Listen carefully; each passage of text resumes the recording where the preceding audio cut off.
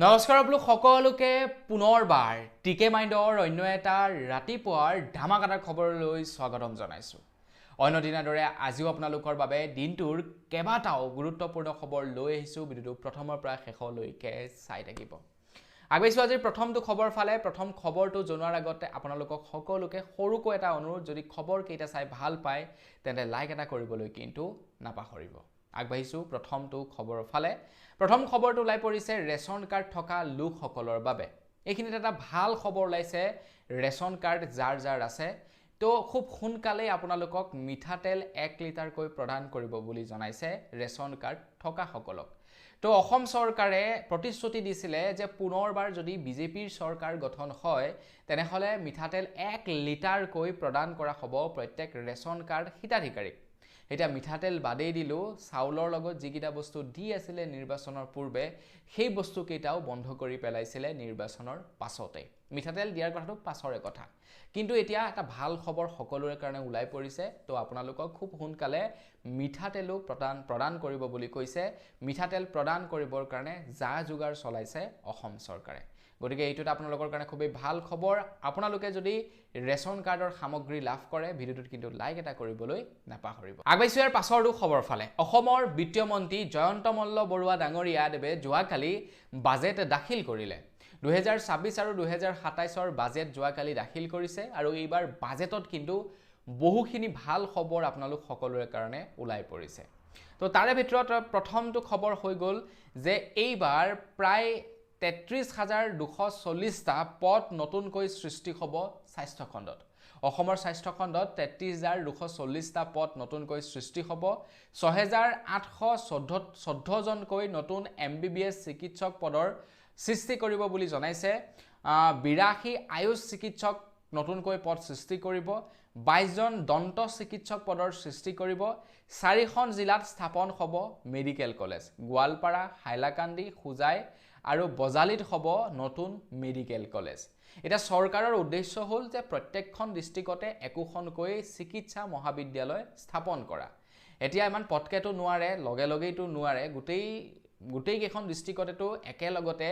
চিকিৎসা মহাবিদ্যালয় স্থাপন কৰিব নোৱাৰে। তো তাৰ বাবে MBBSৰ পদৰ সৃষ্টি কৰিব লাগিব, MBBSৰ সিট বৃদ্ধি কৰিব লাগিব, বিদ্যালয় স্থাপন কৰিব লাগিব। কিছু মানে ফাইনেন্সিয়েলি প্ৰব্লেমো আহি পৰিব পাৰে। তো পৰ্যায়ক্ৰমে এতিয়া প্ৰত্যেক ডিষ্ট্ৰিক্টতে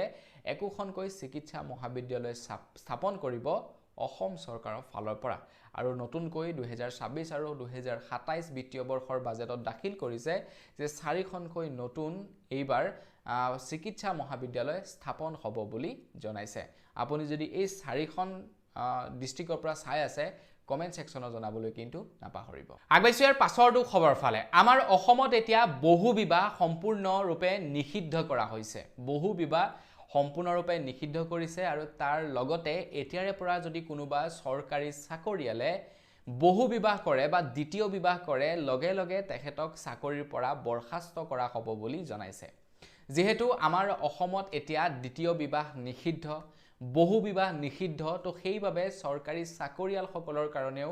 এইটো এটা কঠোৰ নিৰ্দেশনা জাৰি কৰি দিয়া হৈছে।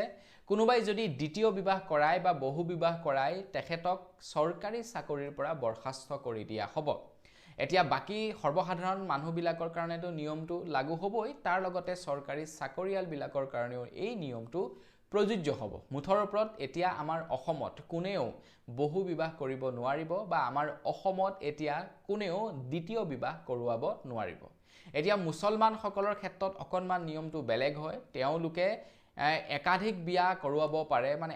এজনীতকৈ বেছি বিয়া কৰাব পাৰে। কিন্তু আমাৰ অসমত এতিয়া UCC প্ৰণয়ন কৰা হ'ব আৰু UCC প্ৰণয়ন কৰাৰ লগে লগে মুছলমানসকলেও দ্বিতীয় বিবাহ কৰোৱাব নোৱাৰিব বা মুছলমানসকলেও বহু বিবাহ কোনো কাৰণতে কৰাব নোৱাৰিব। আমাৰ অসমত এইটো এটা নতুনকৈ নিয়ম প্ৰস্তুত কৰিবলৈ গৈ আছে বুলি খবৰ ওলাই পৰিছে। আৰু ভালো হ'ব দিয়কচোন বাৰু, হয়নে নহয়? কাৰণ প্ৰথম পত্নীজনী আছেই, প্ৰথম পত্নীজনী থকাৰ পাছতো আৰু এগৰাকী বিয়া কৰাইছে। এইটো আকৌ কেনেকুৱা কথা ভাবকচোন আপোনালোকে। বিয়াটো কি খেল নেকি যে আনিলোঁ ভাল নালাগিলে আকৌ এজনী লৈ আহিলোঁ? আৰু ভাই যাক আনিছোঁ তাৰ লগতে মই গোটেই জীৱনটো থাকিব লাগিব, ভাল হ'লেও বেয়া হ'লেও তেখেতেই মানে সৰ্বশ্ৰেষ্ঠ আৰু তেখেতৰ লগতে মই থাকিব লাগিব। এতিয়া বহুতো এনেকুৱা মানুহ থাকে যাৰ এজনী পত্নী থকাৰ পাছতো আৰু এজনীৰ লগত লিলিমাই কৰি বিয়া কৰোৱাই আনে। তেওঁলোক এতিয়া বিপদত পৰি যাব। যদি চৰকাৰী চাকৰিয়াল হয় তেওঁলোকৰ চাকৰিৰ পৰা তেওঁলোক বৰখাস্ত হ'ব, তেওঁলোকৰ জেল হ'ব, আৰু লগতে যদি সৰ্বসাধাৰণ মানুহেও সৰ্বসাধাৰণ ৰাইজেও যদি দ্বিতীয় বিবাহ কৰায় তেওঁলোকৰ ওপৰতো কঠোৰ ব্যৱস্থা লোৱা হ'ব, তেওঁলোকৰো জেল হ'ব। গতিকে দ্বিতীয় বিবাহ কৰোৱাম বুলি যদি কোনোবাই ভাবিছিলে এতিয়া সেই ধাৰণাটো মনৰ পৰা আঁতৰাই পেলাওক। আগতে কোনোবাই বিয়া কৰোৱাইছিলে সেইটো হৈ গ'ল। এতিয়া নতুনকৈ কোনেও বহু বিবাহ কৰোৱাব নোৱাৰিব বা দ্বিতীয় বিবাহ কোনো কাৰণতে কৰাব নোৱাৰিব আমাৰ অসমত, যিহেতু এতিয়া UCC প্ৰণয়ন হ'ব। আগবাইছোঁ ইয়াৰ পাছৰটো খবৰ ফালে। ইয়াৰ পাছৰ খবৰটো ওলাই পৰিছে বিধায়ক অখিল গগৈৰ ওপৰত। বিধায়ক অখিল গগৈৰ ওপৰত এতিয়া জাঙুৰ খাই উঠিছে পশুপ্ৰেমীসকল। তো বিধায়ক অখিল গগৈয়ে বিধানসভালৈ মূল্যবৃদ্ধিৰ প্ৰতিবাদ সাব্যস্ত কৰিবৰ কাৰণে দুটামান ব্ৰইলাৰ লৈ আহিছিলে, আৰু তাৰ পাছতেই এতিয়া পশুপ্ৰেমিক জাগ্ৰত হৈ পৰিছে। অখিল গগৈৰ বিৰুদ্ধে ব্যৱস্থা হাতত ল'বৰ কাৰণে চৰকাৰক আহ্বান জনাইছে। এতিয়া বিভিন্ন পশুপ্ৰেমীয়ে কৈছে যে আপোনালোকে মহ বা পঁইতাচোৰাও কোনো কাৰণতে হত্যা নকৰিব, প্ৰয়োজনত আঁঠুৱা তৰক, কিন্তু মহ হত্যা নকৰিব। মানে পশুপ্ৰেমীসকলৰ মতে মহ হত্যা কৰিব নালাগে। এতিয়া সেই পশুপ্ৰেমী কেইজনে ঘৰত গুড নাইট বা ঘৰত তেওঁলোকে কিলাৰ লগাই নে নলগায় সেইটো ইনভেষ্টিগেশ্যন কৰিলেহে গম পোৱা যাব কিমান তেওঁলোক পশুপ্ৰেমিক। তেওঁলোকে কৈছে জীৱ জন্তু ছালেৰে নিৰ্মিত পৰিধান কৰা সা সামগ্ৰী যেনে বেল্ট, জোতা এইবিলাক পৰিধান কৰাটো পৰিহাৰ কৰক। মাছ মাংসৰ ভক্ষণ কৰক। মচুৰ দাইল, ৰাজমা, সয়াবিন এই বস্তুবিলাক আপোনালোকে ভক্ষণ কৰিবলৈ, মানে পশু পক্ষী মাছ মাংস ভক্ষণৰ পৰিৱৰ্তে আপোনালোকে মচুৰ দাইল, ৰহৰ দাইল এই বস্তুবিলাক আপোনালোকে খাবলৈ আৰম্ভ কৰক বুলি একাংশ পশুপ্ৰেমীয়ে এতিয়া সকলোকে এইটো এটা উপদেশ দিছে। আৰু তাৰ লগতে অখিল গগৈ ডাঙৰীয়াৰ বিৰুদ্ধে ব্যৱস্থা ল'বৰ কাৰণে চৰকাৰৰ ওচৰত তেওঁলোকে আহ্বান জনাইছে। ইমান দিনৰ পৰা পশুপ্ৰেমীসকল ক'ত আছিলে? ইমান দিনৰ পৰা পশুপ্ৰেমীসকল? ইমান যে হাজাৰ হাজাৰ জীৱ জন্তু মৰা হৈ আছে, তো সেইবিলাকৰ বিৰুদ্ধে এতিয়ালৈকে মাত মতা নাই। কিন্তু ব্ৰইলাৰ মুৰ্গী দুটামান আপোনাৰ লৈ পিনে বিধানসভাত প্ৰতিবাদ সাব্যস্ত কৰিবলৈ অহাটোৱেই ভুল হ'ল অখিল গগৈৰ। এতিয়া অখিল গগৈৰ বিৰুদ্ধে বোলে আপোনাৰ তেওঁলোকে ব্যৱস্থা ল'ব। ভাবকচোন বাৰু কিমান এজাহাৰ দিব আৰু সেই ব্যক্তিজনৰ বিৰুদ্ধে। এতিয়ালৈকে 200ৰ ওপৰত এজাহাৰ আছে অখিল গগৈৰ ওপৰত। গতিকে আৰু এতিয়া কিমান এজাহাৰ ক'ত পৰিব তাৰ কোনো ঠিক নাই অখিল গগৈৰ ওপৰত। তো কি ক'ব এই পশুপ্ৰেমী কেইজনৰ ওপৰত কমেণ্ট ছেকশ্যনত জনাব। মইতো ক'ম যে মানে কি ক'ম আৰু একো নহয়। আপোনালোকে কি ক'ব এই সম্পৰ্কত কমেণ্ট ছেকশ্যনত জনাই থৈ যাব। আগবাইছোঁ ইয়াৰ পাছৰটো খবৰ ফালে। এতিয়া গুৱাহাটী চিকিৎসা মহাবিদ্যালয়ত স্থাপন কৰা হ'ব কেঞ্চাৰ পেচেণ্টসকলৰ কাৰণে প্ৰটন থেৰাপি। আমাৰ ভাৰতবৰ্ষৰ ভিতৰতে প্ৰথমটো প্ৰটন থেৰাপিৰ কেন্দ্ৰ স্থাপন কৰিব আমাৰ অসমত। এতিয়ালৈকে আমাৰ ভাৰতৰ এখনো চিকিৎসালয়ত কেঞ্চাৰ ৰোগীসকলক প্ৰটন থেৰাপি দিব পৰা কেন্দ্ৰ কোনো এখন বিদ্যালয়ত বা কোনো এখন চিকিৎসালয়তে নাই। কিন্তু প্ৰথমবাৰৰ বাবে আমাৰ অসমত স্থাপন হ'বলৈ গৈ আছে প্ৰটন থেৰাপিৰ কেন্দ্ৰ। আৰু প্ৰায় 550 কোটি টকা চৰকাৰে ইয়াতে খৰচা কৰিব। আগন্তুক 3 বছৰৰ ভিতৰত সেই প্ৰটন থেৰাপিৰ কেন্দ্ৰ স্থাপন হ'ব বোলে আমাৰ অসমত। মানে আগন্তুক 3 বছৰৰ ভিতৰত প্ৰটন থেৰাপিৰ কাম সম্পূৰ্ণ হ'ব বুলি জনাইছে বিত্তমন্ত্ৰী জয়ন্ত মল্লবৰুৱা ডাঙৰীয়াই। এতিয়া কিমানে বাৰু বিত্তমন্ত্ৰী জয়ন্ত মল্লবৰুৱা ডাঙৰীয়া হৈছে যোৱাকালিহে গম পাইছে? কমেণ্ট ছেকশ্যনত জনাওকচোন। বহু লোকে মানে আপোনাৰ নিউজবিলাকৰ তলত কমেণ্ট কৰা দেখা পাইছোঁ যে এইবাৰ জয়ন্ত মল্লবৰুৱা ডাঙৰীয়াহে বিত্তমন্ত্ৰী হ'ল নেকি, এনেকুৱা কমেণ্ট দেখা পাইছোঁ। তো সেইকাৰণে মানে কৈছোঁ আৰু কিমানে গম পাইছে যে নতুনকৈ বিত্তমন্ত্ৰী জয়ন্ত মল্লবৰুৱা ডাঙৰীয়া হৈছে কমেণ্ট ছেকশ্যনত জনাবলৈ নাপাহৰিব। আগবাইছোঁ ইয়াৰ পাছৰটো খবৰ ফালে। এতিয়া জুবিন গাৰ্গৰ ছবি অঁকাক লৈ নিয়ম জাৰি কৰি দিছে অসমৰ মুখ্যমন্ত্ৰী হিমন্ত বিশ্ব শৰ্মাদেৱে। এতিয়া যোনে তোনে ইচ্ছা কৰিলেই জুবিনদাৰ ছবি আঁকিব নোৱাৰিব। এইটো কেনেকুৱা নিয়ম বনাইছে নাজানো, কিন্তু মুখ্যমন্ত্ৰী হিমন্ত বিশ্ব শৰ্মাদেৱে কৈছে যে এতিয়াৰে পৰা জুবিনদাৰ ছবি অংকন কৰিবৰ কাৰণেও গৌৰিমা বৌৰ সাক্ষ্য ল'ব লাগিব। মানে গৌৰিমা বৌৰ চাইন ল'ব লাগিব জুবিনদাৰ ছবি নিৰ্মাণ কৰিবৰ কাৰণে। তাৰ পাছতহে জুবিনদাৰ ছবি নিৰ্মাণ কৰিব পাৰিব। কোনোবাই যদি জুবিনদাৰ ছবি নিজ ইচ্ছা অনুসৰি নিৰ্মাণ কৰিব বিচাৰে তেখেতৰ ওপৰত একশ্যন ল'ব এতিয়া অসম চৰকাৰৰ ফালৰ পৰা। তো অসম চৰকাৰৰ মতে চৰকাৰে যিবিলাক জেগাত মানে ধৰি লওক কিবা ডাঙৰ প্ৰজেক্টবিলাক হাতত লৈছে তো সেই প্ৰজেক্টবিলাকত একাংশ লোকে ছবি অংকন কৰি ক্ৰেডিট ল'ব বিচাৰিছে ৰিসেন্টলি মাৰ্চেল বৰুৱাই জুবিনদাৰ ছবি অংকন কৰিছিলে তো তেখেত মুখ্যমন্ত্ৰী হিমন্ত বিশ্ব শৰ্মাদেৱে কৈছে যে মাৰ্চেল বৰুৱাই ফ্লাইঅভাৰত জুবিনদাৰ চিত্ৰ অংকন কৰি ক্ৰেডিট ল'ব বিচাৰিছে পাব্লিচিটি ল'ব বিচাৰিছে গতিকে সেই কাম কৰিবলৈ দিয়া নহ'ব এতিয়াৰ পৰা যদি কোনোবাই জুবিনদাৰ ছবি অংকন কৰিব বিচাৰে তেনেহলে গৌৰিমা বৌৰ সাক্ষ্য ল'ব লাগিব মানে গৌৰিমা বৌয়ে সিগনেচাৰ কৰি লিখি দিব লাগিব যে তুমি জুবিনদাৰ ছবি অংকন কৰিব পাৰিবা তেতিয়াহে জুবিনদাৰ ছবি অংকন কৰিব পাৰিব এতিয়া জুবিনদাৰ অস্তিত্বটো একেবাৰে নাইকিয়া কৰিব বিচাৰিছে নে কিয়ে নে নাজানো এনেকৈ কিমানে অনুমতি ল'ব আপোনালোকে এবাৰ নিজে ভাবকচোন কিমানে অনুমতি ল'ব যিসকল লোক অকণমান জনা বুজা মানে অকণমান দীঘল হাতৰ মানুহ তেওঁলোকে গৌৰিমা বৌক লগ কৰিবলৈ গৈ তেওঁলোকে সিগনেচাৰ আনিব পাৰিব সেইটো পাছৰ কথা কিন্তু যিসকল নেকি উদীয়মান চিত্ৰশিল্পী তেওঁলোকে জুবিনদাৰ ছবিখন অংকন কৰিবৰ কাৰণে গুৱাহাটীলৈ গৈ বৌৰ সিগনেচাৰ আনি ছবিখন জানো অংকন কৰিব তো ইয়াৰ ফলত কি হ'ব লাহে লাহে জুবিনদাৰ ছবি নাইকিয়া হ'ব জুবিন নামৰ শব্দটোৱে আমি লাহে লাহে শুনিবলৈ নাপাম আগবাইছো ইয়াৰ পাছৰটো খবৰ ফালে ইয়াৰ পাছৰ খবৰটো ওলাই পৰিছে শিৱসাগৰ ডিষ্ট্ৰিক্টৰ পৰা খবৰ ওলাইছে যে শিৱসাগৰ ডিষ্ট্ৰিক্টৰ এজন ফুচকা বেপাৰীয়ে শিৱসাগৰৰ এগৰাকী নাবালিকাৰ ওপৰত মানে বেয়া কাম কৰিবৰ বাবে চেষ্টা কৰিছিল এজন ফুচকা বেপাৰী আৰু শিৱসাগৰ জিয়ৰীৰ গাত হাত দিছিলে সি বাৰু বাচি থাকিব পাৰিবনে শিৱসাগৰ ডিষ্ট্ৰিক্টখন হৈছে এনেকুৱা এখন মানে ডিষ্ট্ৰিক্ট য'ত নেকি খিলঞ্জিয়াৰহে মানে সেই মানে দবদপনি চলে এক প্ৰকাৰ ক'বলৈ গ'লে বাকি ডিষ্ট্ৰিক্টবিলাকত কি হয় বাকি অনা অসমীয়াবিলাকৰ দবদপনি চলে যদিও শিৱসাগৰ এনেকুৱা এখন ডিষ্ট্ৰিক্ট য'ত মানে খিলঞ্জিয়া মানুহৰহে দবদপনি অধিকাংশ খিলঞ্জিয়া মানুহ তাত আকৌ এজন বিহাৰী মানুহে গৈ অসমীয়া জিয়ৰীৰ গাত হাত দিব তাত বাৰু বাচি যাব পাৰিবনে কি ভাবি গাত হাত দিছিলে সেইটো বুজি নাপাওঁ এতিয়া সেই বিহাৰী ফুচকা বেপাৰীজনক স্থানীয় ৰাইজে লপা থপা দি আৰক্ষীক গতাই দিছে মোৰ মতে উচিত কামেই কৰিছে গতিকতে এনেকুৱা ধৰণৰ ঘটনাবিলাক আমাৰ অসমৰ বিভিন্ন স্থানত আমি খুব দেখিবলৈ পাইছোঁ তো ইয়াৰ জগৰীয়া কিন্তু আমি অসমীয়াবিলাকে ইয়াৰ জগৰীয়া কাৰণ আমি তেওঁলোকক ইমানেই চান্স দি দিছোঁ যে তেওঁলোকে আমাৰ মাথাৰ ওপৰত উঠি বহি তাণ্ডৱ কৰিবলৈ লাগিছে গতিকে আমি চান্স দিয়াটো বন্ধ কৰিব লাগিব আমিও অকণমান উদণ্ড হ'ব লাগিব আগবাইছো ইয়াৰ পাছৰটো খবৰ ফালে আগন্তুক 5 বছৰত আৰু 2 লাখ যুৱক যুৱতীক অসম চৰকাৰে নতুনকৈ চাকৰি প্ৰদান কৰিব বুলি যোৱাকালিৰ বাজেটত ঘোষণা কৰিছে প্ৰায় 2 লাখ নতুন যুৱক যুৱতীক চাকৰি প্ৰদান কৰিব এইবাৰ আগন্তুক 5 বছৰৰ ভিতৰত যোৱাকালি যেহেতু বাজেট ঘোষণা কৰিলে বাজেট উত্থাপিত কৰিলে আৰু সেই বাজেটৰ পাছতেই খবৰ ওলাই পৰিছে 5 লাখ যুৱক যুৱতীয়ে নতুনকৈ চাকৰি লাভ কৰিব তো এইখিনিতে খবৰ ওলাই পৰিছে যে ৰাজহ উৎপাদনকাৰী বিভাগ আৰক্ষী বিভাগত নতুনকৈ পদ সৃষ্টি হোৱাৰ আশংকা আছে বুলি খবৰ ওলাই পৰিছে যেহেতু মুখ্যমন্ত্ৰী হিমন্ত বিশ্ব শৰ্মাদেৱে কৈছে যে আমাৰ অসমত এতিয়া মোবাইল পুলিচ ষ্টেচন স্থাপন কৰা হ'ব প্ৰায় 200খন মোবাইল পুলিচ ষ্টেচন স্থাপন কৰিব গতিকে 200খন মোবাইল পুলিচ ষ্টেচনৰ কাৰণে যথেষ্ট পুলিচ কৰ্মীৰ প্ৰয়োজন হ'ব যেহেতু তেওঁলোকৰ ডিউটি 24 ঘণ্টাই হ'ব 24 ঘণ্টাই যেহেতু ডিউটি হ'ব তো তাৰ কাৰণে আৰু বহুত বেছি নতুন যুৱক যুৱতীৰ প্ৰয়োজন হ'ব আৰু সেইভাবে আশংকা কৰা হৈছে যে হয়তো সাগে আশা কৰা হৈছে মানে এইটো যে পুলিচ বিভাগত মানে বহুতো চাকৰি নতুনকৈ সৃষ্টি হ'ব পাৰে বুলি খবৰ ওলাই পৰিছে আগবাইছো ইয়াৰ পাছৰটো খবৰ ফালে এখিনে খবৰ ওলাই পৰিছে 13 জুলাই তাৰিখৰ পৰা অৰ্থাৎ আজি হৈছে 11 তাৰিখ 12 13 তো 13 তাৰিখৰে পৰা বলে খৰাইঘাট দলংখন পুৰণি খৰাইঘাট দলংখন বন্ধ থাকিব বুলি জনাইছে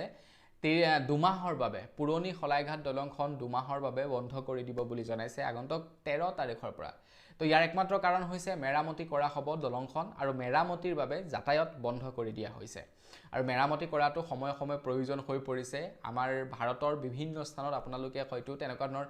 বহুতো এক্সিডেন্ট দেখিবলৈ পাইছে বিশেষকৈ বিহাৰত এনেকুৱা হৈছে যে দলং নিৰ্মাণ কৰা কেই বছৰমান হৈছেহে দলং খহিয়ে গৈছে নতুন দলং ভাঙি গৈছে গতিকে তাৰ কাৰণে এতিয়া ৰিপেয়াৰ কৰি থকাটো দৰকাৰ যেহেতু পুৰণি খৰাইঘাট দলংখন বহু পুৰণি হৈ গ'ল গতিকে সেইখনক যদি মেৰামতি নকৰে তো বিহাৰৰ নিচিনাকৈ আমাৰ অসমতো অঘটন হ'ব পাৰে তো সেয়েহে চৰকাৰে আগতীয়াকৈ ব্যৱস্থা লৈছে দুমাহৰ কাৰণে খৰাইঘাট দলং বন্ধ কৰিব আৰু সেই দুমাহত খৰাইঘাট দলংখন পুনৰ নিৰ্মাণ কৰা হ'ব আগবাইছোঁ ইয়াৰ পাছৰটো খবৰ ফালে আমাৰ অসমৰ ৰাজহুৱা খণ্ড তথা চৰকাৰী কাৰ্যালয়বিলাকত যিসকল মহিলাই চাকৰি কৰে তেওঁলোকৰ কাৰণে এটা ভাল খবৰ ওলাই পৰিছে এতিয়াৰে পৰা মহিলাসকল যিটো সময়ত প্ৰেগনেন্ট হ'ব তো প্ৰেগনেন্ট অৱস্থাত তেওঁলোকে ছুটি ল'লে ছুটিৰ দৰমহা লাভ কৰিব বুলি জনাইছে সম্পূৰ্ণ দৰমহা লাভ কৰিব মহিলাগৰাকীয়ে আৰু সেয়াই নহয় তাৰ পাছত সন্তান জন্ম হোৱাৰ 2 সপ্তাহলৈকে তেওঁলোকে ছুটিও লাভ কৰিব আৰু এই নিয়মটো এতিয়া চৰকাৰী কৰ্মচাৰীসকলেই নহয় ৰাজহুৱা খণ্ডৰ কৰ্মচাৰীসকলৰ কাৰণেও এই নিয়মটো প্ৰযোজ্য কৰা হ'ব বুলি জনাইছে এতিয়া যিবিলাক প্ৰাইভেট কোম্পানী আছে প্ৰাইভেট কোম্পানী অৱশ্যে এই ৰুলটো আগৰে পৰা তেওঁলোকে পালন কৰি আহিছে এতিয়া প্ৰাইভেট কোম্পানীবিলাকত কাম কৰা মহিলাবিলাক যদি প্ৰেগনেন্ট হয় তেওঁলোকে প্ৰায় 2 মাহমান আগৰে পৰা ছুটি পায় আৰু বাচ্চা জন্ম হোৱাৰ 2-3 মাহলৈকে তেওঁলোকে ছুটি পায়ে থাকে মানে তেওঁলোকে মোটামুটি 6 মাহমান দিন সম্পূৰ্ণ ছুটি পায় আমাৰ মানে চৰকাৰী চাকৰিয়ালবিলাকৰ ক্ষেত্ৰত সেই নিয়মটো প্ৰযোজ্য নহয় তেওঁলোকে ছুটি ল'ব লাগে আৰু ছুটিৰ সময়ত হয়তো চাগে তেওঁলোকৰ দৰমহা পাতিবিলাকো কৰ্তন কৰা হয় কিন্তু এটা নতুনকৈ নিয়ম বনাই দিছে যে প্ৰেগনেন্ট হৈ থকাৰ অৱস্থাত ছুটি ল'লে ছুটিৰ দৰমহা সম্পূৰ্ণকৈ পাব বাচ্চা জন্ম হোৱাৰ পাছত 2 সপ্তাহলৈকে তেওঁলোকে ছুটি লাভ কৰিব বুলি জনাইছে এই নিয়মটো মহিলাসকলৰ ক্ষেত্ৰত চৰকাৰ মানে লৰাবিলাকৰ কাৰণে তেনেকুৱা একো নাই কিন্তু মহিলাসকলৰ কাৰণে এই নিয়মটো এতিয়াৰে পৰা প্ৰযোজ্য হ'ব তো আমাৰ অসমৰ যিসকল চৰকাৰী চাকৰিয়াল আছে যিসকল মহিলা চাকৰিয়াল আছে তেওঁলোকৰ বাবে এইটো এটা ভাল খবৰ আপুনি যদি চাকৰি বাকৰি কৰে এগৰাকী যদি মহিলা তেনে লাইক এটা কিন্তু কৰি থৈ যাব আগবাইছোঁ ইয়াৰ পাছৰটো খবৰ ফালে এখিনি খবৰ লাই পৰিছে যে অহা বছৰৰে পৰা বোলে আমাৰ অসমত হায়াৰ সেকেন্ডাৰী পাছ কৰা ছাত্ৰীসকলক স্কুটি প্ৰদান নকৰে আৰু তো প্ৰথমে দিছিলে কম্পিউটাৰ কংগ্ৰেছৰ দিনত ফাৰ্ষ্ট ডিভিজন পালে মেট্ৰিকত কম্পিউটাৰ দিছিলে তাৰ পাছত বিজেপিৰ দিনত কৰি দিলে কি যে ফাৰ্ষ্ট ডিভিজন পালে মেট্ৰিকত কম্পিউটাৰ দিয়া নহব হায়াৰ সেকেন্ডাৰীত যদি তেওঁলোকে ফাৰ্ষ্ট ডিভিজন পায় তেতিয়াহে কম্পিউটাৰ দিয়া হ'ব তো কম্পিউটাৰ নহয় স্কুটি দিয়া হ'ব তাৰ পাছৰ বছৰলৈ কৰি দিলে কি 70% মাৰ্কস পাব লাগিব তেতিয়াহে স্কুটি লাভ কৰিব আৰু এতিয়া নিয়ম বনাই দিছে কি যে নেক্সট বছৰৰ পৰা স্কুটি নিদিয়ে এই আঁচনিখনো সম্পূৰ্ণৰূপে বন্ধ কৰি দিয়া হ'ব আৰু সেই আঁচনিখনৰ পইচা মইনা নিযুত আঁচনিত ইনভেষ্ট কৰা হ'ব বুলি জনাইছে মানে মইনা নিযুত আঁচনিৰ জৰিয়তে মাহে মাহে যে 1100 টকাকে দিব বুলি কৈছিলে পঢ়ি থকা ছাত্ৰীসকলক তো সেই 1100 টকাটোৰ বাবদ খৰচা কৰিব বুলি জনাইছে মানে একেবাৰতে স্কুটি দি দিয়া ব্যৱস্থাটো সম্পূৰ্ণৰূপে বন্ধ কৰি দিছে মানে যোনে পালে আৰু এতিয়া নোপোৱাবিলাকৰ নাই মুঠৰ ওপৰত অৱশ্যে এইটো এটা উৎসাহ মানে ছাত্ৰ ছাত্ৰীসকলৰ কাৰণে যে আমি স্কুটিখন পাবৰ কাৰণে পঢ়িব লাগে এইটো এটা উৎসাহ এইটো এটা এক প্ৰকাৰ ক'বলৈ গ'ল তেওঁলোকক সাহস দিয়া হয় উৎসাহিত কৰা হয় পৰীক্ষাৰ ৰিজাল্ট ভাল কৰিবৰ কাৰণে এতিয়া সেই উৎসাহও তেওঁলোকৰ নাইকিয়া কৰি পেলালে আগবাইছোঁ ইয়াৰ পাছৰটো খবৰ ফালে এখিনি খবৰ লাই পৰিছে আমাৰ অসমত এতিয়া কিছু বস্তুৰ দাম বৃদ্ধি পাব বুলি খবৰ লাই পৰিছে আৰু কিমান বৃদ্ধি নকৰে বস্তুৰ দাম কওকচোন বাৰু ইটোৰ পাছত সিটোৰ পাছত সিটো বস্তুৰ দাম বঢ়াই নি আছে এটা খবৰ লাই পৰিছে ইটা শিল কয়লা ভিত্তিক সামগ্ৰী সেকেন্ড হেড বাহনৰ মালিকীস্বত্ব ট্ৰান্সফাৰ কৰা ভূজলৰ বাণিজ্যিক আহৰণ এই বস্তুবিলাকৰ দাম বৃদ্ধি পাব বুলি খবৰ ওলাই পৰিছে আৰু কিমান বস্তুৰ দাম বৃদ্ধি নকৰে চাওকচোন ইটোৰ পাছত সিটো বস্তুৰ দাম বঢ়াই নিয়ে আছে কিমান দাম বৃদ্ধি হৈছে বস্তুৰ গতিকে এনেকৈ যদি দাম বঢ়াই থাকে আমাৰ নিচিনা দুখীয়া শ্ৰেণী মানুহবিলাকৰ কি হ'বগে আমি কেনেকৈ চলিম আমাৰ উপাৰ্জন হয় ইমানটো খৰচা আমাৰ ইমানটো আমি বচামেই নে আমাৰ ঘৰৰ মানুহকে দি ভৱিষ্যতৰ কাৰণে চিন্তা কৰিম মানে উপায় নোপোৱা হৈছো আগবাইছোঁ ইয়াৰ পাছৰটো খবৰ ফালে এখিনি খবৰ লাই পৰিছে যে আগষ্ট মাহৰ পৰা বোলে বহু কেইখন আঁচনি পুনৰবাৰ ৰিজিউম কৰা হ'ব বুলি জনাইছে মানে যিবিলাক আঁচনি নেকি বন্ধ হৈ আছিল সেই আঁচনিসমূহ 1 আগষ্টৰ পৰা পুনৰবাৰ আৰম্ভ কৰিব বুলি জনাইছে যেনে কি আঁচনি আছিল প্ৰথমখন হৈ গ'ল অৰুণোদয় আঁচনি সেইখন আৰম্ভ কৰিব কৃষকসকলে 11000 টকাকৈ লাভ কৰিব আগষ্ট মাহৰ পৰা যে নেকি ৰেশন ৰেহাই মূল্যত লাভ কৰা সামগ্ৰী আছিল সেই সামগ্ৰীসমূহ লাভ কৰিব যেনে ধৰি লওক আপোনাৰ দালি হৈ গ'ল নিমখ হৈ গ'ল চেনি হৈ গ'ল সেইবিলাক লাভ কৰিব পুনৰ আৰম্ভ হ'ব উদাসীন ভকতৰ আৰ্থিক সাহায্য আঁচনি মানে যিসকল নামঘৰীয়া বা যিসকল নেকি সেই মানে ইয়ৰ নামৰ সৈতে জড়িত থকা ব্যক্তি তো তেওঁলোককো চৰকাৰ ফালৰ পৰা আৰ্থিক অনুদান আগবঢ়াব গতিকে যিবিলাক আঁচনি নেকি আগতে দিছিলে বন্ধ কৰি দিছিলে মাজতে গোটেই আঁচনিবিলাক এতিয়া আৰম্ভ কৰা হ'ব মুঠৰ ওপৰত আঁচনি আৰু সব ফালে আঁচনিয়ে এতিয়া মানুহে লোৱাৰহে কথা আগবাইছো ইয়াৰ পাছৰটো খবৰ ফালে তো যোৱাকালি বাজেট দাখিল কৰিলে অসমৰ বিত্তীয় মন্ত্ৰী জয়ন্ত মল্ল বৰুৱা ডাঙৰীয়াই আৰু এইবাৰ অসমৰ বাজেট 1.5 লাখ কোটি টকা পাৰ কৰিছে বুলি খবৰ ওলাই পৰিছে মুখ্যমন্ত্ৰী হিমন্ত বিশ্ব শৰ্মাদেৱে জনোৱা অনুসৰি 1,56,000 কোটি টকা পাৰ কৰিছে এইবাৰ অসমৰ বাজেটে আৰু এনেকৈ বাজেট বাঢ়ি গৈ থাকিব এনেকৈ মানে বাজেট বিলাক ইবছৰৰ পাছত হিবছৰ বৃদ্ধি হৈ গৈ থাকিব আমাৰ অসমত আগতে আমাৰ অসমৰ বাজেট ইমান হেভি এমাউন্টৰ নাছিলে কিন্তু এইবাৰ অসমৰ বাজেট অধিক শক্তিশালী কৰা হৈছে অসমৰ বাজেট এইবাৰ অধিক দামী কৰি তোলা হৈছে মুঠৰ ওপৰত আঁচনি বহুত দিব লাগিব ন আঁচনিৰ নামতে চৰকাৰৰ ঢেৰ টকা খৰচা হ'ব অৰুণোদয় আঁচনিৰ ধন এবাৰ বিলাওতে মোটামুটি চাগে আপোনাৰ 500-600 কোটি টকা মান খৰচা হৈ যায় গতিকে এবছৰৰ কাৰণেতো ঢেৰ আঁচনি দিয়ে ন তো এবছৰত ঢেৰ টকা খৰচা কৰিব লগা থাকে চৰকাৰৰ আৰু চৰকাৰে সেইভাবে এইবাৰ বহুত বেছি বাজেট দাখিল কৰিছে আগবাইছো ইয়াৰ পাছৰটো খবৰ ফালে ইয়াৰ পাছৰ খবৰটো ওলাই পৰিছে আমাৰ অসমৰ তৃতীয় আৰু চতুৰ্থ বৰ্গৰ যিসকল চাকৰিয়াল আছে তেওঁলোকৰ কাৰণে তো তৃতীয় আৰু চতুৰ্থ বৰ্গৰ চাকৰিয়াল সকলৰ বাবে এতিয়াৰে পৰা প্ৰত্যেক বছৰে দুবাৰকৈ স্বৰ্গৰথ পোৰ্টেল মুকলি কৰিব বুলি জনাইছে মানে তেওঁলোকে এবছৰত দুবাৰকৈ এপ্লাই কৰিব পাৰিব নিজৰ ট্ৰান্সফাৰৰ বাবে ট্ৰান্সফাৰ এবাৰে ল'ব পাৰিব কিন্তু বছৰেকত দুবাৰকৈ তেওঁলোকৰ বাবে সেই পোৰ্টেলটো মুকলি কৰা দিয়া হ'ব যাতে তেওঁলোকে মিউচুৱেলি ট্ৰান্সফাৰ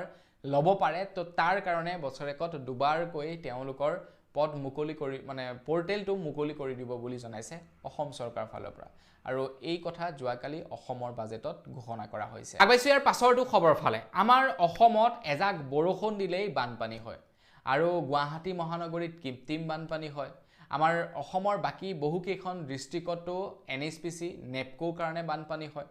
এটা গুৱাহাটী মহানগৰীত যি বানপানী হয় সেই বানপানীৰ মুখ্য কাৰণ ৰূপে দৰ্শাইছে ইউএছটিএমক মানে ইউএছটিএমৰ কাৰণে বানপানী হয় তো ইউএছটিএম স্থাপন কৰা হৈছে তাত মানে পাহাৰ আছিল আৰু সেই পাহাৰ কাটি তাত ইউএছটিএম বিশ্ববিদ্যালয়খন নিৰ্মাণ কৰা হৈছে আৰু সেই ইউএছটিএমৰ বাবে এতিয়া অসমত বানপানী হয় তো সেই সন্দৰ্ভত যোৱাকালি তপন দাস ডাঙৰীয়া দেৱে বিধানসভাত ভাষণ দি কয় যে ইউএছটিএমৰ ওপৰত সময় থাকুতেই ব্যৱস্থা হাতত ল'ব লাগে আদাৰৱাইজ আমাৰ অসমৰ কাৰণে কিন্তু বিপদ হ'ব ইউএছটিএমৰ বাবে অসমত বানপানীৰ সৃষ্টি হয় গতিকে অসমৰ বানপানী সমস্যা নাইকিয়া কৰিবলৈ হলে গুৱাহাটী মহানগৰীৰ বানপানী সমস্যা নাইকিয়া কৰিবলৈ হলে ইউএছটিএমৰ ওপৰত ব্যৱস্থা ল'ব লাগিব আগবাইছো ইয়াৰ পাছৰটো খবৰ ফালে খবৰ লাই পৰিছে বিত্তীয় মন্ত্ৰীৰ ওপৰত মানে আমাৰ অসমৰ নতুন বিত্তীয় মন্ত্ৰী জয়ন্ত মল্ল বৰুৱা ডাঙৰীয়াৰ ওপৰত খবৰ লাই পৰিছে খবৰ লাইছে ডাক্ৰছ কাৰেণ্ট তথা আমাৰ অসমৰ শিৱসাগৰ সমষ্টিৰ বিধায়ক অখিল গগৈ ডাঙৰীয়াদেৱে অভিযোগ উত্থাপিত কৰা অনুসৰি বিত্তীয় মন্ত্ৰীয়ে বোলে বহু কোটি টকাৰ কেলেংকাৰী কৰে প্ৰত্যেক মাহে মাহে তো তেখেতৰ ওপৰত লগোৱা অভিযোগ অনুসৰি প্ৰত্যেক মাহে কণী বিক্ৰীৰ নামত আমাৰ অসমলৈ অহা কণীৰ নামত প্ৰায় 1500 কোটি টকাৰ কেলেংকাৰী কৰিছে আৰু প্ৰত্যেক মাহে প্ৰায় 124 কোটি টকাৰ কেলেংকাৰী হয় বুলি জনাইছে 124 কোটি টকাৰ কেলেংকাৰী হয় প্ৰত্যেক মাহে মাহে ভাবক ধেমালি টকা নেকি 124 কোটি টকা তো অখিল গগৈ ডাঙৰীয়াদেৱে কোৱা অনুসৰি এটা ডিম আমাৰ অসমত মানে বিক্ৰী কৰিব পাৰে 5 টকা 6 টকা দৰত কিন্তু তাতে প্ৰত্যেকটো ডিমত 3 টকাকৈ বোলে গুণ্ডা টেক্স সংগ্ৰহ কৰে আপোনাৰ জয়ন্ত মল্ল বৰুৱা ডাঙৰীয়া এটা কিমান দূৰ সঁচা মিছা নাজানো তেওঁলোকে অভিযোগ দিছে বাকি কিন্তু এতিয়ালৈকে অভিযোগৰ ভিত্তিত একো তদন্তৰ কথা একো উল্লেখ হোৱা নাই আগবাইছো ইয়াৰ পাছৰটো খবৰ ফালে এখানে খবৰ লাই পৰিছে আমাৰ অসমৰ যিমানখিনি নেকি সাব চেণ্টাৰ আছে গোটেই সাব চেণ্টাৰ বিলাকতে এতিয়া একোজনকৈ নতুন শিক্ষক নিযুক্তি দিব বুলি জনাইছে আমাৰ অসমত বহুত সাব চেণ্টাৰ আছে আমাৰ অসমত যদি ক'বলৈ যাওঁ একেবাৰে কমিও চাগে 100-200ৰ ওপৰত সাব চেণ্টাৰ আছে এটা প্ৰত্যেকখন সাব চেণ্টাৰতে এজনকৈ ডক্টৰ নিযুক্তি প্ৰদান কৰিব বুলি জনাইছে এটা সাব চেণ্টাৰ বিলাক ক'ত বহৰুৱা হয় যেতিয়া নেকি মেইন হস্পিটেলৰ পৰা বহুত দূৰত থাকে গাঁও বিলাক তেতিয়া সাব চেণ্টাৰ বিলাক বহৰুৱা হয় যাতে ধৰিলক প্ৰাথমিক যিবিলাক চিকিৎসা থাকে সেই চিকিৎসা বিলাক যাতে সাব চেণ্টাৰত গৈ কৰিবগে পাৰে আৰু সেইভাবে এতিয়া সাব চেণ্টাৰ সমূহত ডক্টৰৰ নিযুক্তি দিব বুলি জনাইছে এজনকৈ প্ৰত্যেকখন সাব চেণ্টাৰতে এজনকৈ ডক্টৰৰ নিযুক্তি প্ৰদান কৰিব আগবাইছো ইয়াৰ পাছৰটো খবৰ ফালে এখিতে আমাৰ অসমবাসীৰ কাৰণে এটা ভাল খবৰ লাইছে আমাৰ অসমে লাভ কৰিব এতিয়া মেট্ৰো তো আমাৰ অসমত যি কেইটা ৰিং ৰোড নিৰ্মাণ কৰি থকা হৈছে ৰিং ৰোড কেইটাৰ কাষত এতিয়া বোলে মেট্ৰ' ট্ৰেইনৰ আৰম্ভণি কৰিব বুলি জনাইছে প্ৰধানমন্ত্ৰী নৰেন্দ্ৰ মোদী ডাঙৰীয়াদেৱে মেট্ৰ' ট্ৰেইনৰ আইডিয়া দিছে অসমক তো মুখ্যমন্ত্ৰী হিমন্ত বিশ্ব শৰ্মাদেৱে কোৱা অনুসৰি ৰিং ৰোডৰ চাৰিওফালে মেট্ৰ' ৰেলৰ ব্যৱস্থাৰ পৰামৰ্শ দিছে প্ৰধানমন্ত্ৰী নৰেন্দ্ৰ মোদী ডাঙৰীয়াদেৱে এতিয়া মানে দিল্লী মেট্ৰ'ৰ দৰে আমাৰ অসমতো মেট্ৰ' হ'ব মেট্ৰ' লাইন আমি এতিয়া কৰবাত যাবলৈ হলে মেট্ৰ'ত যাব পাৰিম আৰু আগবাইছো একেবাৰে শেষৰটো খবৰ ফালে একেবাৰে শেষৰ খবৰটো ওলাই পৰিছে গণেশগুৰিৰ ফ্লাইঅভাৰ তলত জুবিনদাৰ যিখন ছবি অংকন কৰা হৈছিল সেই ছবিখন মুছি পেলোৱাৰ সন্দৰ্ভত অসমৰ মুখ্যমন্ত্ৰী হিমন্ত বিশ্ব শৰ্মাদেৱে প্ৰথমবাৰৰ বাবে সংবাদমেলৰ জৰিয়তে কিছু কথা উল্লেখ কৰে তেখেতে কৈছে যে সেই যিখন ছবি মুছি পেলোৱা হৈছিল যে সেই ছবি কেইখন মুছিছিলে দুজন ৰং মিস্ত্ৰীয়ে আৰু সেই ৰং মিস্ত্ৰী কেইজনে হেনো জুবিনদাক বোলে মানে চিনি পোৱা নাছিলে যিখন ছবি অংকন কৰিছিলে সেই ছবিখন জুবিনদা বুলি বোলে চিনি পোৱা নাছিলে এটা কোন সেই কেইজন ৰং মিস্ত্ৰী সেই কেইজনক লাগে তো ৰাইজৰ ওচৰলৈ যদি আহে সেই ৰং মিস্ত্ৰী কেইজন ৰাইজে ভালদৰে তেওঁলোকক চিনাকি কৰি দিব যে কোনজন জুবিন গাৰ্গ হয় তেওঁলোকে ষ্টেটমেন্ট দিছে হেনো চৰকাৰৰ ওচৰত যে সেইজন জুবিন গাৰ্গ যে আছিল আমি ধৰিবই পৰা নাছিলো তাৰ কাৰণে আমি মুছি পেলাইছিলো মানে জানি বুজিয়ে মুছি দিয়া হৈছিল কিন্তু পাছলে ষ্টেটমেন্টটো হলনি কৰিছে আৰু এইবিলাক পলিটিক্স বুলি কয় ইয়াকে কিন্তু এতিয়া উলতি ধৰিছে আপোনাৰ সেই মাৰ্চেল বৰুৱা তথা যিসকলে জুবিনদাৰ ছবি অংকন কৰে যিসকলে চৰকাৰৰ বিৰুদ্ধে মাত মাতে তেওঁলোকৰ ওপৰত উলতি ধৰিছে এতিয়া মুখ্যমন্ত্ৰী হিমন্ত বিশ্ব শৰ্মাদেৱে কৈছে যে আমি সেই সকল ব্যক্তিক কিছু দিনৰ পৰা লক্ষ্য কৰি আছো বেছি অভদ্ৰামি কৰিলে তেওঁলোকৰ ওপৰত এনআইএ লগাই দিব বুলি জনাইছে মানে তেওঁলোকৰ ওপৰত ৰাষ্ট্ৰদ্ৰোহৰ মানে তেওঁলোকৰ ওপৰত অপৰাধ জাপি দিয়া হ'ব আৰু তেওঁলোকক জেলত ভৰাই থোৱা হ'ব বুলি জনাইছে মুঠৰ ওপৰত চৰকাৰৰ বিৰুদ্ধে আপুনি একো মাতিব নোৱাৰিব চৰকাৰে কি কৰিছে কি নাই কৰা আপুনি চকু দিব নোৱাৰিব মানে মহাত্মা গান্ধীৰ যে সেই তিনিটা বান্দৰ আছিল সেই তিনিটা বান্দৰৰ নিচিনা আমি হৈ থাকিব লাগিব একো মাত মাতিব নোৱাৰিম চৰকাৰে কৰি আছে আমি দূৰৰ পৰা ৰৈ চাই থাকিব লাগিব বেয়া লাগিলেও একো ক'ব নোৱাৰিম ভাল লাগিলেও আমি একো ক'ব নোৱাৰিম বস ইমানেই কথা আৰু যি কি নহওক আজি ভিডিও জনাবলগীয়া খবৰ ইমান কেইটা আছিল খবৰ কেইটা জানি কেনে পালে কমেন্ট সেকশনত জনাব যদি ভাল লাগিলে লাইক এটা কৰি দিব চেনেল সাবস্ক্ৰাইব কৰা নাই সাবস্ক্ৰাইবটো কৰি ল'ব পুনৰ এটা ভিডিও লগ পোৱাৰ আশাৰে বিদায় মাগিছো ধন্যবাদ জয় অসম